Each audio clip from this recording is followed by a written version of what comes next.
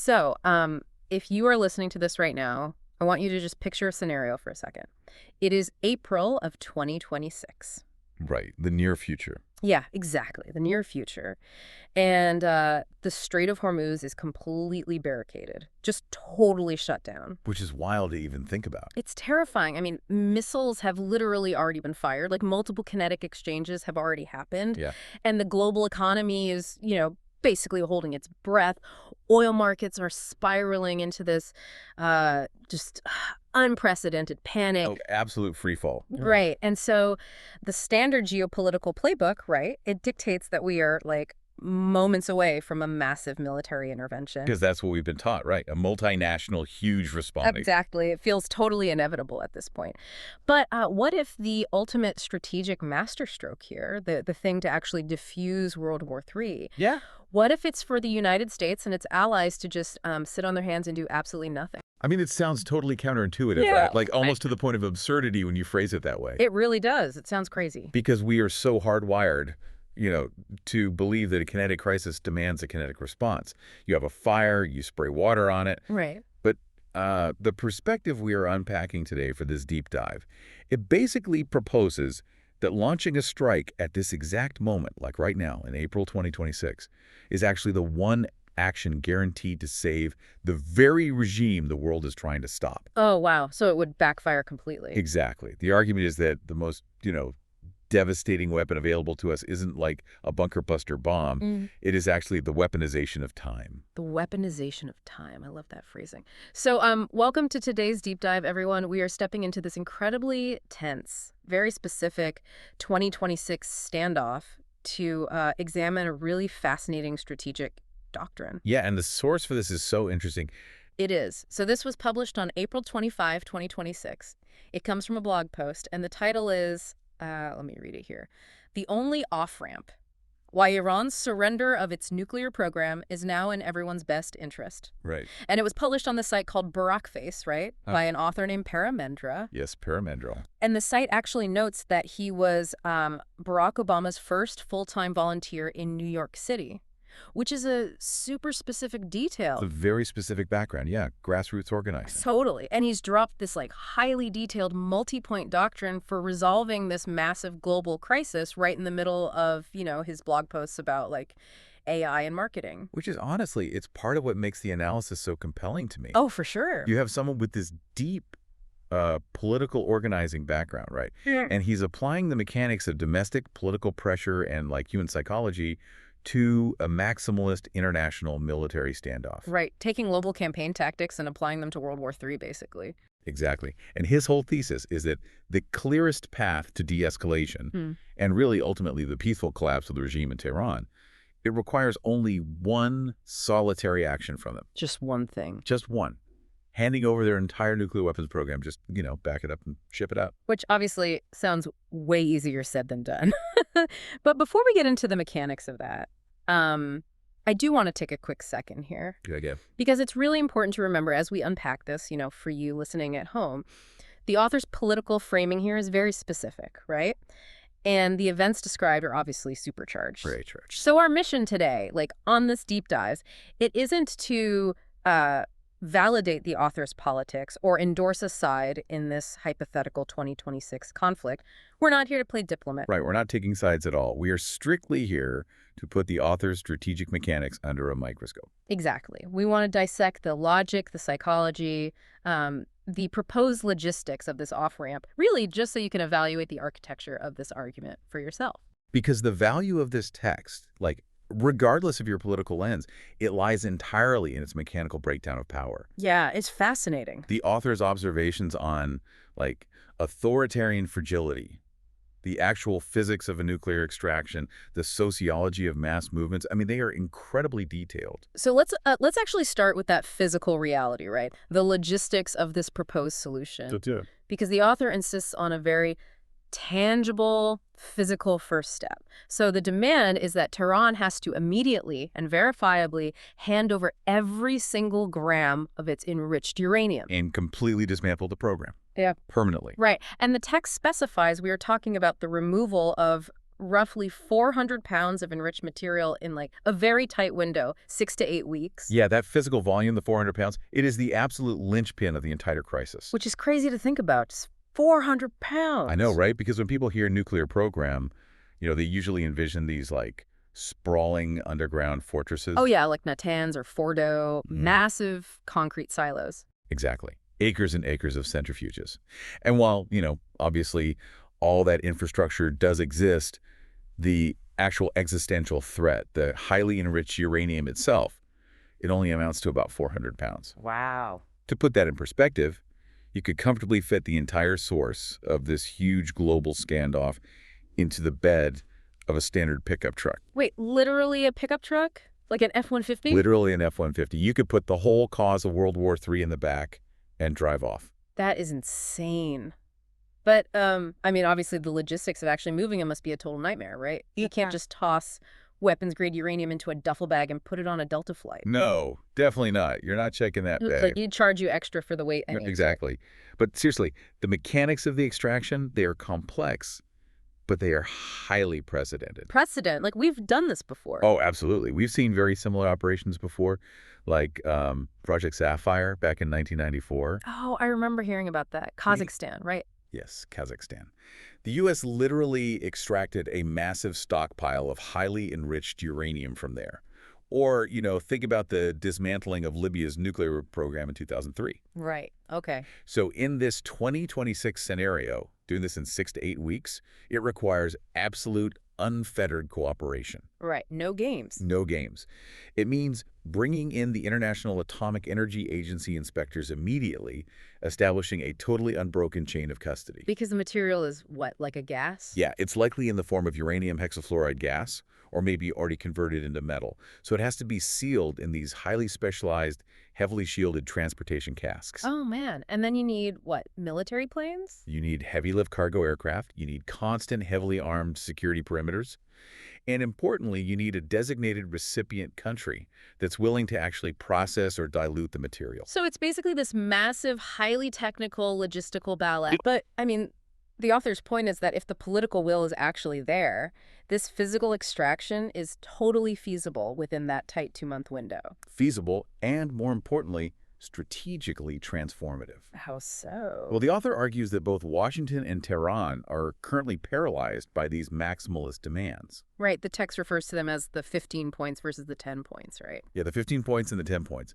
If you walk into a negotiation, right, and you are trying to solve 15 deeply entrenched geopolitical grievances all at once. Like proxy militias and regional hegemony, sanctions relief.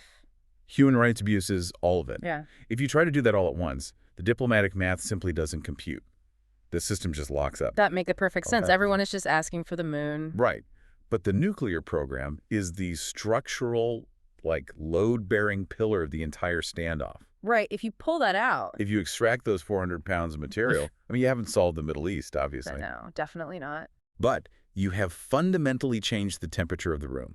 The existential timer just stops ticking. Yeah, the removal of that specific material forces an immediate psychological reset. Exactly. It downgrades the severity of literally every other variable on the board. The author asserts that without that nuclear umbrella shielding the regime, the immediate panic just subsides, the military assets can stand down, and the Strait of Hormuz organically reopens to, pre-crisis traffic. Which is what everyone actually wants. Right. And I can really see the logic of the downgrade. It actually reminds me of a hostage situation inside a bank. Oh, that's a good analogy. Right. Like, imagine the police have this bank surrounded, the robber has hostages, he's got a knife, the doors are barricaded, and he's got this massive bomb wired to the vault. The bomb being the nuclear threat in this case. Exactly. So the author's solution here is essentially the police negotiator getting on the megaphone and saying, look, just pass the bomb detonator out the window. We'll deal with the knife and the barricades later, but the bomb comes out right now. I love that. That captures the triage aspect of the strategy perfectly. Right. Because a knife is bad, but a bomb is worse. Exactly. A proxy militia operating in the region is a very serious security challenge, sure. But a proxy militia operating under the protective shadow of a nuclear-armed state, that is an apocalyptic threat. Right. So by severing the nuclear component, you isolate all the conventional problems. You isolate them and you make them manageable. But taking that bank analogy a step further, right? Yeah. Why on earth would the bank robber ever actually pass the detonator out the window? That is the million-dollar question. I mean, if I'm sitting in Tehran and I'm looking at a map and I'm surrounded by U.S. bases and allied forces, handing over my ultimate trump card feels like literally signing my own death warrant. It seems like it, yeah. Because the conventional wisdom, at least what we always hear, is that authoritarian regimes pursue nuclear weapons precisely to guarantee their sovereignty, right? The standard international relations theory, yeah. Oh. The concept of nuclear deterrence is this, ultimate insurance policy. So they never get invaded. Right. But the author explicitly rejects that framing for this specific actor. Really? How? The source text makes this incredibly pivotal assertion.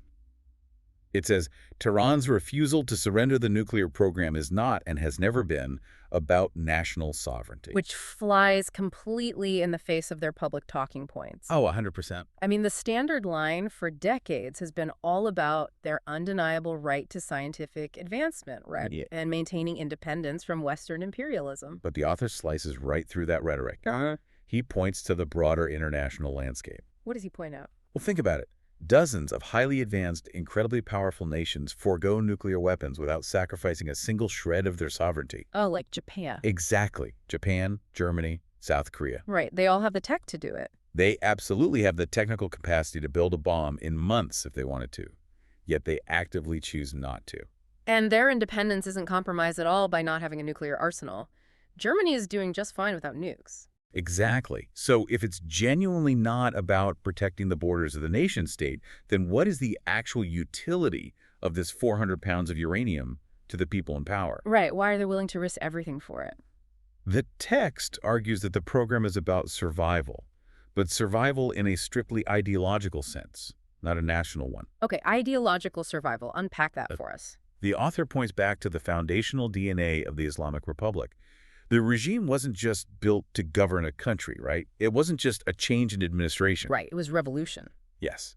It was built on a very specific, maximalist ideological promise: the elimination of the Jewish state and the exportation of their specific revolution across the globe. And the nuclear program is the tool for that? The nuclear program is the literal instrument required to fulfill that founding promise. Wow. So you take away the instrument and you haven't just, disarmed a military. You've essentially invalidated the entire religion of the state. Exactly. You've removed their reason for existing. We could look at this really profound phrase the author uses to describe this dynamic. What's the phrase? He says that handing over the enriched uranium wouldn't merely be a tactical retreat or just some humiliating concession.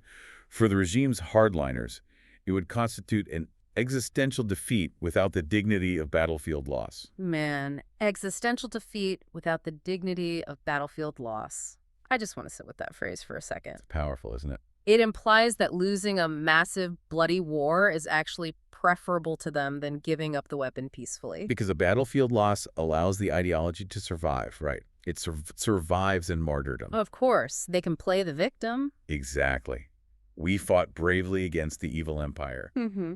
But surrendering the core component of your identity voluntarily, that is psychological suicide. It makes me think of, a doomsday cult. The doomsday cult. Okay, I'm tracking. Yeah, imagine a highly structured, fanatical cult. They've spent 40 years prophesying that the world is going to end on, I don't know, a very specific Tuesday. Okay, next Tuesday. Right. And the leaders have extracted all the wealth from their followers. They've totally isolated them from their families.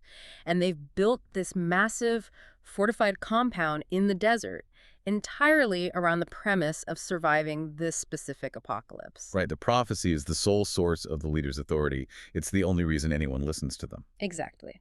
Now, imagine Tuesday comes and goes, the sun shines, the birds are singing. The earth doesn't open up. The earth doesn't open up. On Wednesday morning, the physical compound is still perfectly intact. The walls are high, the pantry is full of beans, the leader is still sitting in his fancy chair. But the cult is effectively dead. Yes. The psychological spell that held the followers in line is completely broken because that foundational promise was proven hollow.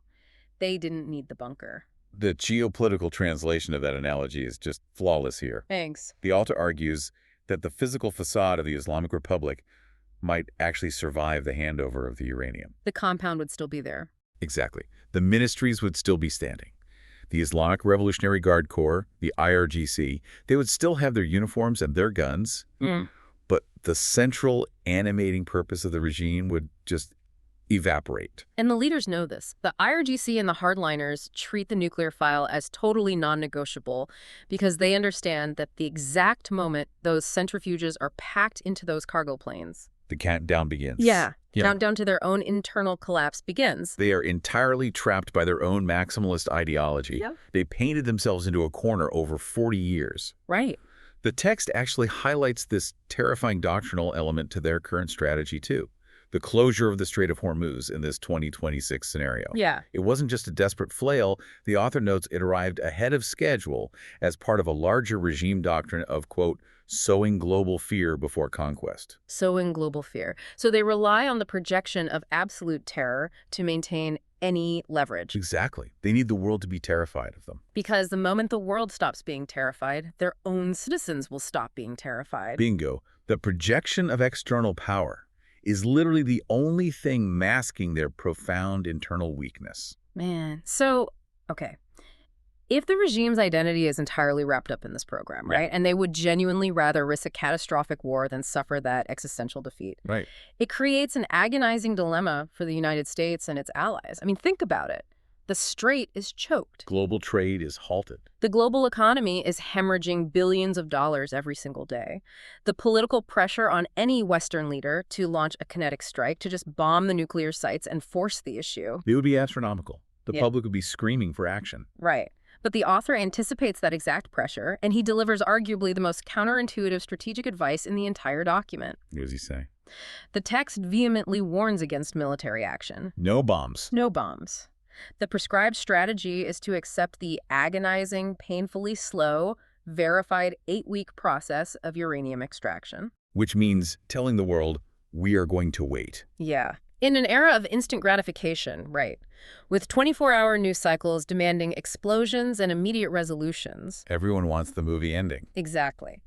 But the strategy is to endure the political damage of appearing passive, to just stand there. But passivity is the optical illusion here. That's the key. Right. The author frames this deliberate pause as the weaponization of time. The text explicitly states this is not a weakness. It is the coldest realism. The coldest realism. Let's Yeah. delve into the actual mechanics of that. How does waiting operate as a strategic weapon? Okay, to see the mechanism at work, you have to completely ignore the international theater for a minute. Okay, ignore the UN. Ignore the UN, ignore the shipping lanes, ignore the global economy. Yeah. You have to focus exclusively on the domestic psychology inside Iran. Got it. If the United States launches a wave of bunker buster bombs at Natanz and Fordo tonight, what is the immediate sociological result on the ground in Tehran? Oh, it's the classic rally around the flag effect. Even if a population completely despises their autocratic government, right? The moment foreign bombs start dropping on their own cities, nationalism overrides dissent. It always does. The external threat forces internal cohesion. So a kinetic strike would basically be the ultimate lifeline for the IRGC. It hands them the exact narrative they desperately need. Suddenly, they aren't oppressors anymore. They become the heroic defenders of the sovereign homeland against, imperialist aggression. Wow. So striking Iran would instantly snuff out the internal protests that the regime actually fears way more than American missiles. Right.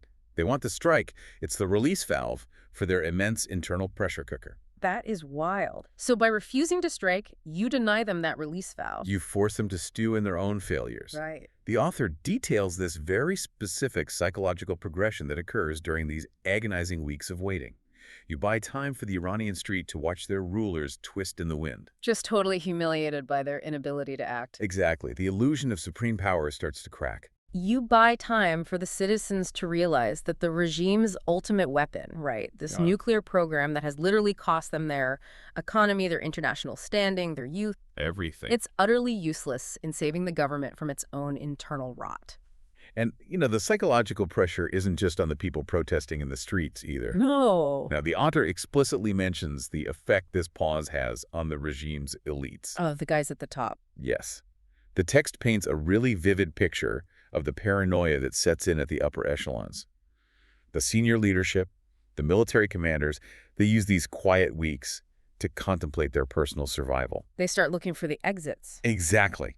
The author notes they will realize they have, quote, nowhere to run, No safe haven in Dubai or Doha, and no loyal forces left to protect them when the crowds finally move. Imagine the sheer terror of being like a mid-level IRGC commander during week 4 of this pause. Oh, it would be awful. You're sitting in your office, the economy is an absolute free fall, the streets outside are boiling. But no foreign enemy is attacking you. Right, no one to shoot at. And you realize the billions of dollars the regime siphoned off to those secret accounts in Qatar, it's not going to buy you a ticket out of the country when the barricades actually fall. The guards standing outside your own office door might literally be the ones to arrest you. That internal paranoia is so much more destructive to the regime's command and control structure than any targeted missile strike could ever be. Because a missile destroys a building, right? Paranoia destroys the chain of command. Wow. But maintaining this strategy, it requires almost superhuman discipline from the Allied coalition. I can imagine. The text issues this very stern warning. It says, "Do nothing that interrupts the Iranian people's gathering momentum." Just stay out of the way. Stay entirely out of the way. It really forces us to redefine what action looks like, doesn't it? It really does. Because when we think of a regime collapsing, we tend to picture it as this sudden, violent earthquake. Bombs, tanks, invasions. Exactly. But the author suggests a totally different dynamic, and he draws a very specific historical parallel to explain how this hollowed-out structure actually gives way. Yes, the text compares the current situation in Tehran directly to the sudden, shocking fall of Nicolae Ceausescu in Romania. Back in December 1989. Right. And for those of you listening who haven't studied the end of the Cold War, the Ceausescu regime felt practically invincible. Untouchable. He ruled Romania with one of the most pervasive, brutal, secret police forces in all of Eastern Europe. The Securitate? They were everywhere. Everywhere. He had starved his own people to pay off national debts. He built these massive, ridiculous monuments to himself. He seemed entirely permanent. And the author's description captures the psychology of that exact moment perfectly. He says, one day, Nicolae Ceausescu seemed permanent, part of the landscape. The next day, he was gone, and it was hard to believe he had ever existed. The timeline of his fall is honestly staggering. It was so fast. Literally days. He was giving a televised speech from a balcony in Bucharest, right?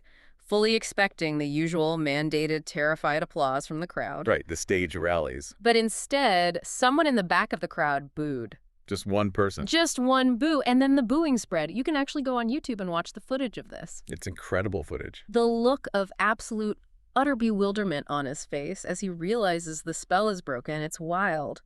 Within a matter of days, he and his wife were fleeing in a helicopter. They were captured by the exact military that had just abandoned him, and they were executed. It was over in a blink. And the author leverages that historical event to articulate this profound rule of authoritarian physics. What's the rule? He writes, until the moment the street erupts, the regime feels immovable. The moment it does, the illusion collapses. The illusion collapses. That phrasing is critical, I think, because it implies that totalitarian power isn't a physical object. No, it's a shared hallucination. A shared hallucination. It only works as long as everyone agrees to pretend it works. It's a facade maintained entirely by the fear of isolation. Right. If every individual citizen believes they are the only one who hates a regime, they stay quiet. It's like a towering ancient tree in the middle of a forest. Oh, I like this. From the outside, the bark looks super thick. The canopy is massive. It casts this terrifying, huge shadow. Looks impenetrable. It looks like it could survive a century of storms, but inside it has been completely hollowed out by decades of rot, corruption, and ideological termites. There is absolutely zero structural integrity left in the trunk. But it can stand in that hollowed-out state for years, right? Projecting permanence. Exactly. It just takes one strong, sustained gust of wind, hitting it at exactly the right angle, and the entire massive structure shatters into dust instantly. The author views the Iranian regime as that exact hollowed-out tree, the economic devastation, the ideological exhaustion, the internal paranoia among the guards. That is the rot. Right, and the Iranian street is the wind. Yes.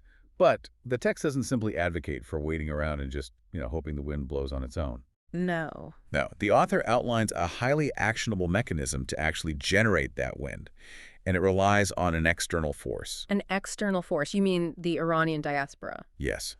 The millions of people living outside the country, from Los Angeles to London to Toronto. Wow. So the text assigns the diaspora a critical active combat role in this psychological war. They are the catalyst. The author calls for coordinated, large-scale communication. What does that actually look like on the ground? We are talking about millions of phone calls, encrypted messages on platforms like Signal or Telegram, and direct encouragement flowing from the outside world right into the hands of friends, family, and former colleagues who are still inside the country. The logistics of that in 2026 are fascinating to me because authoritarian regimes, they rely so heavily on throttling the internet, right? Oh, absolutely. Shutting down cell towers, building digital firewalls to isolate their citizens during protests. But the technological landscape of 2026 makes total isolation nearly impossible. Because of satellite tech. It's exactly. With the proliferation of decentralized satellite internet, mesh networks, and highly advanced encrypted communication tools, the diaspora can actually bypass the state's digital blockades. So you have, like, a grandmother in Los Angeles bypassing a state firewall to call her university-aged grandson in Tehran. Right. What is the actual strategic value of that one phone call? It destroys the regime's monopoly on reality. A monopoly on reality. Think about it. The state television apparatus is constantly broadcasting that the protests are just a tiny fringe element. They say it's all funded by foreign spies. Right, they try to make it seem small. And that the state is in total control. If you are sitting in your apartment in Tehran, that propaganda is designed specifically to make you feel isolated, terrified, and totally outnumbered. But then your cousin calls from Toronto. Yes. Your cousin calls and says, the entire world is watching you, the regime is panicking, the global oil markets are frozen because of what you're doing, you are not alone. That completely shatters the isolation. Exactly. The author explicitly states that this flood of diaspora communication accelerates the street's awakening. It transfers the courage of the outside world directly into the veins of the internal resistance. Beautifully put. And this brings us back to the brilliant paradox of the entire strategy. The waiting. The author writes, waiting in this context is not passivity. It is the highest form of action. More is happening in the quiet weeks of the standoff than happened during the weeks of open combat. Yes.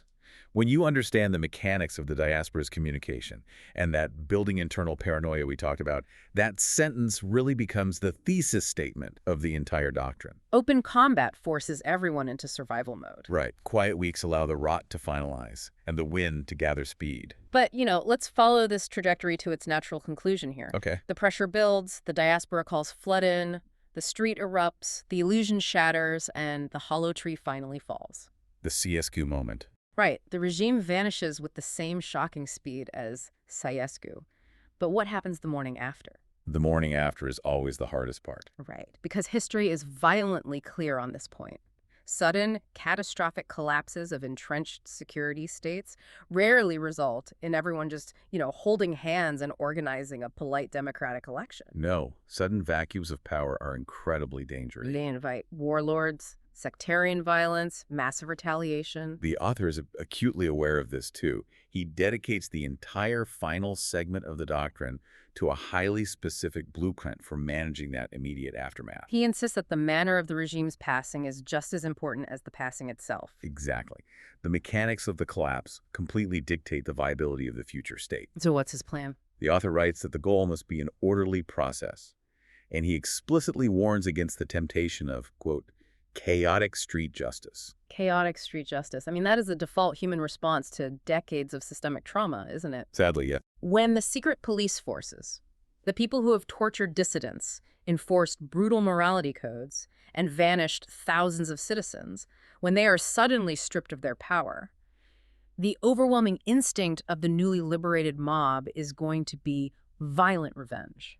It's human nature. Yeah. We saw fragments of that during the fall of Gaddafi in Libya. Oh, absolutely. Or even in the immediate aftermath of the 1979 revolution in Iran itself. Right. The cycle just repeats. But the author argues that indulging in that vengeance, however emotionally justified it might feel to the victims, is catastrophic for the project of building a functional post-theocratic state. So the blueprint calls for senior regime figures to be taken into custody and subjected to formal trial. Right. It demands the application of the rule of law at the exact moment the rule of law feels most inadequate. Which is so hard to do. Incredibly hard. Yeah. But the senior leadership is really only the tip of the iceberg here. Yeah. The far more complex issue is the millions of ordinary people who made up the actual machinery of the state. The bureaucrats. Yes.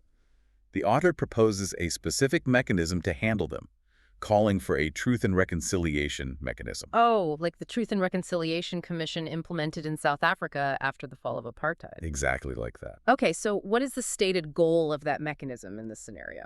It's deeply pragmatic. The goal is to salvage the non-ideological technocrats, bureaucrats, and professional military personnel who have kept the country functioning. Salvage them. But the mechanics of this salvage operation are incredibly fraught, right? Oh, it's a minefield.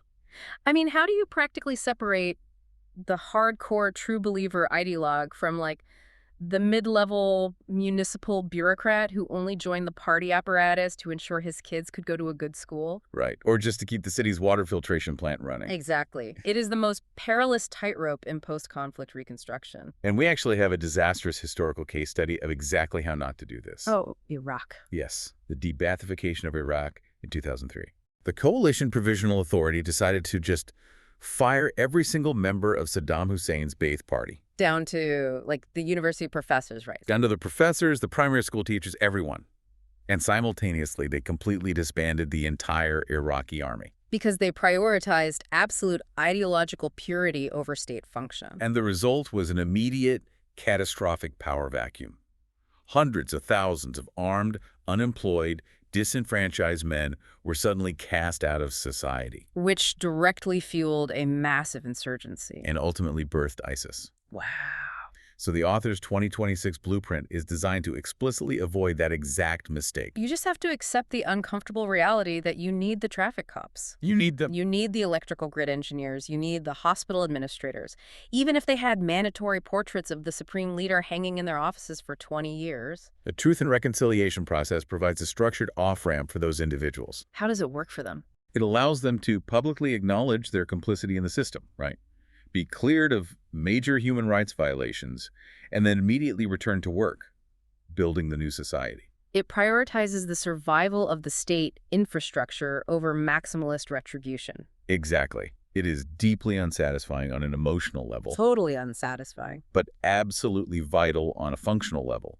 The author refers to it as giving the nation a genuine chance at a post-theocratic future. But getting to that morning after requires surviving the most dangerous phase of the standoff, Yes, right? the ticking clock. The text warns of this ticking clock and the terrifying possibility of a, quote, final irrational act by the IRGC. The cornered animal phase. Right. What does a final irrational act actually look like in this context?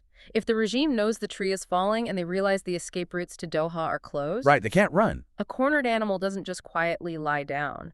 My immediate fear is that they lash out with whatever conventional or asymmetrical weapons they have left just to pull the temple down on everyone's heads. Like launching a massive ballistic missile barrage at civilian infrastructure in neighboring countries. Yeah, or attempting to sabotage the oil fields of the Persian Gulf. Or deploying chemical weapons against their own advancing citizens. God, yeah.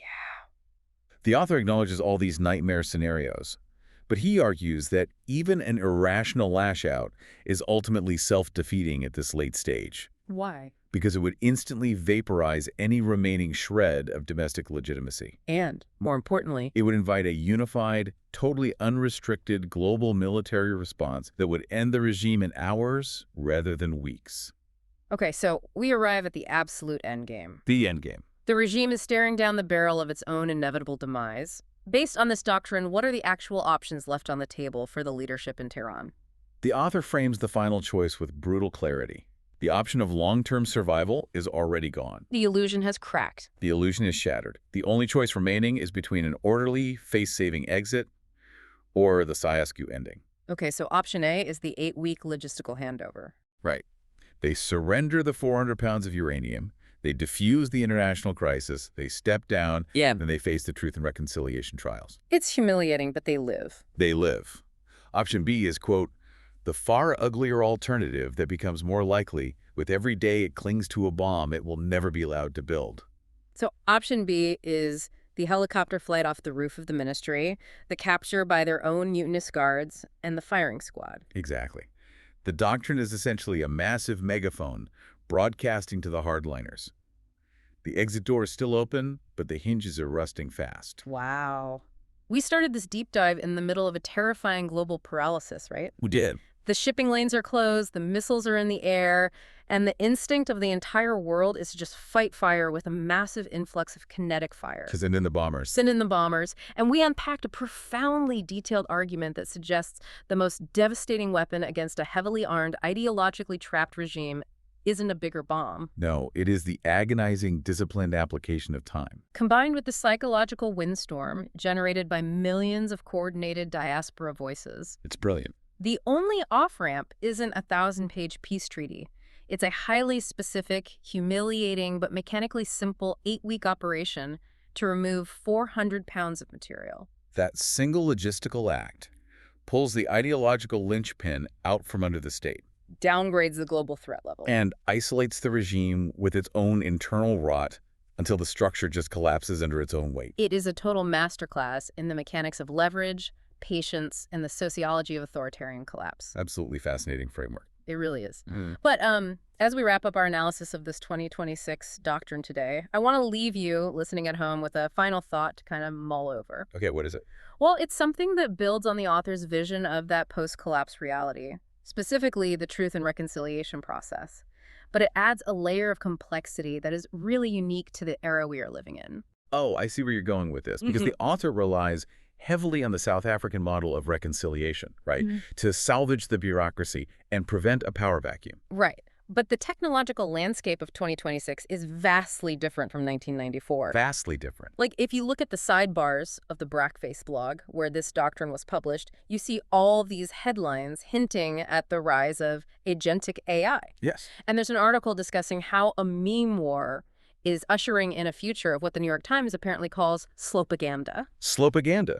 AI-generated propaganda. Exactly.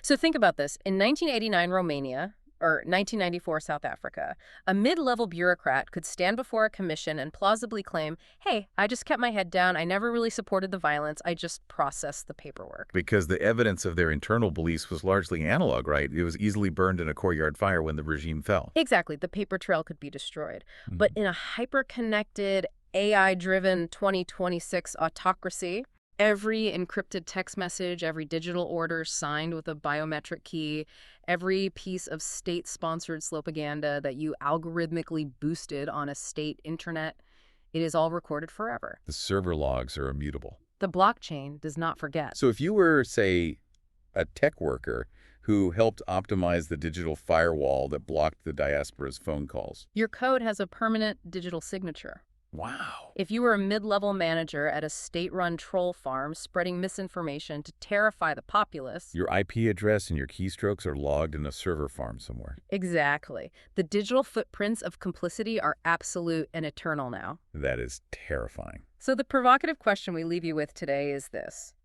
How do the mechanics of a Truth and Reconciliation Commission actually function when there is mathematically nowhere to hide? When the evidence of every minor collaboration is perfectly preserved by artificial intelligence. Can a society ever truly wipe the slate clean and salvage its workforce?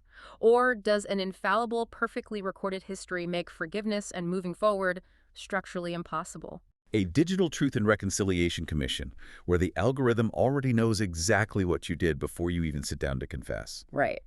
It is a chilling operational challenge for the morning after the collapse. It really is. It's just something to think about as you watch the geopolitical chessboard shift and consider not just how conflicts end, but the massive complexities of what comes after the end. Well said. We want to thank you so much for joining us on this deep dive today. Keep questioning the mechanics of power, keep looking beneath the surface, and keep exploring the world around you.